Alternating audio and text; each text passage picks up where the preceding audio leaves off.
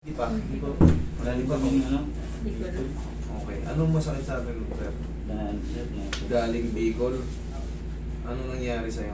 sa basketball sir. Basketball, anong pakiramdam mo ngayon? Na sir, Ano?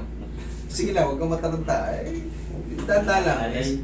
Nangangalay, tsaka ano pa. Saan ka nahirapan? Sa walking ba? May masakit na siya pag naglalakad ka? Or sa pagtakbo? Or sa hagdan?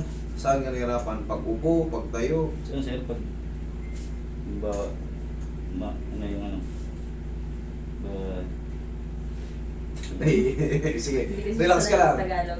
Sige, hindi, sige, salita mo sa Bicol kung ano. Nakakaintindi naman yan si ano, taga Binson yan eh.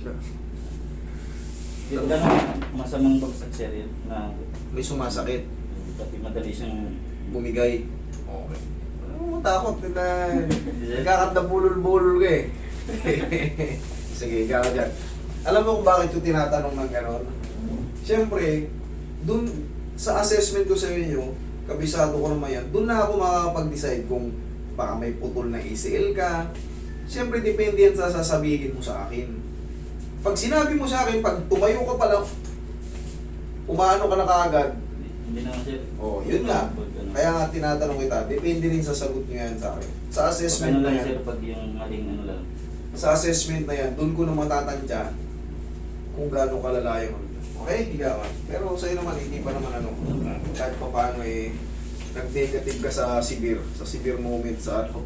Kasi dito, yung tuhod natin, alam naman nyo naman, may pyesa yan, ACL, PCL, MCL, LCL. Depende sa ituturo nyo.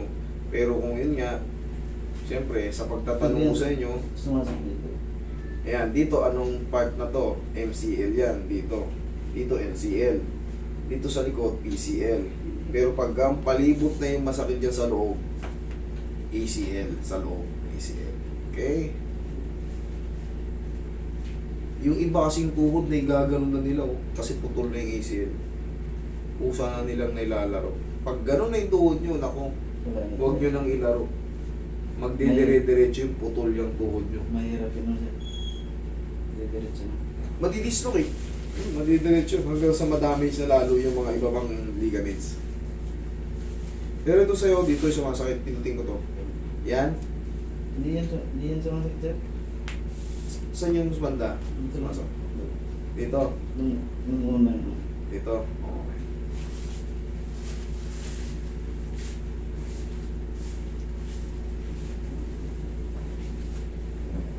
Saan kayo sa Bicol?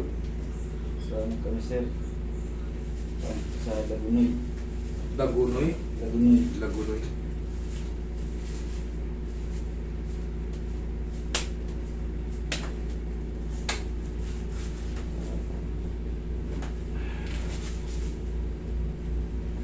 Takot ka.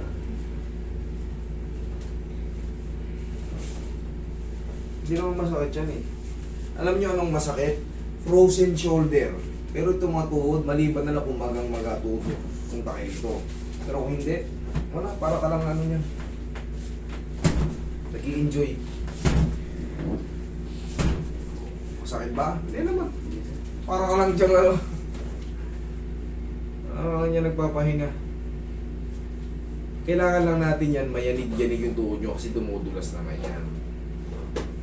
Pero siyempre, kailangan marunong kayo mag-hatak, pantay yung hatak nyo. At marunong kayo mag-estimate kung gaano kalakas. Lalo kung bata pa yung hatakin nyo, baka bumigay yun dun sa may singit. Mag-iingat yung mga nag-aaral, bago-bago pa lang. Ano muna, medium mo lang. Oh.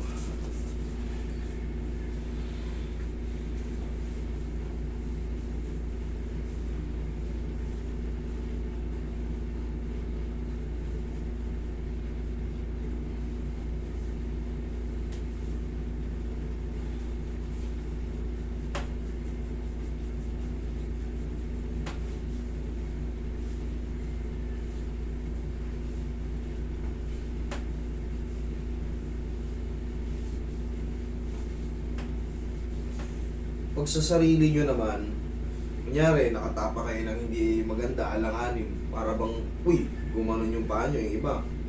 Iba naman, bumababa. Marami kasing complaint dito. Minsan bumaba sila sa jeep. Sumayo yung bagsak. Oo. Gumalaw agad yung pababa, gumalaw yung ano. Pag gano'n nangyayari sa inyo, subukan nyo munang isipa. Tigasan nyo to. Sipa mo. Tigasan mo to. Sipa mo. Sapa. Yan. Tapos, tumayo kayo. Obserbahan nyo.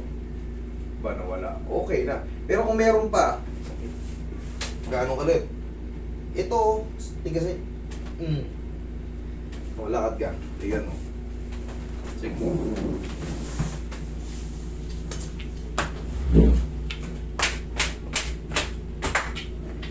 No, ano? Kaya na. Yung tinuro ko sa inyo yun, magagamit nyo yun. Darating ang panahon na baka may naramdaman kayo ganun. Pero magkaganon pa man, inaalog lang yan. Okay? Kaya na. Sir. Thank you. Computer, sir.